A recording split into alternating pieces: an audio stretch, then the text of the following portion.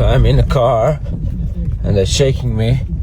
So trying to find, but the interesting thing, you don't hear the sound.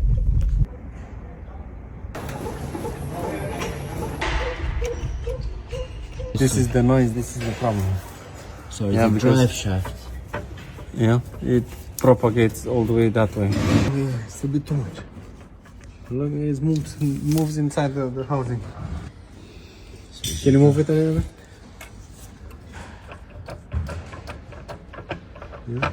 So it's not moving from the joint. This is the sound. It's not moving from the joint, it's moving from Inside the housing.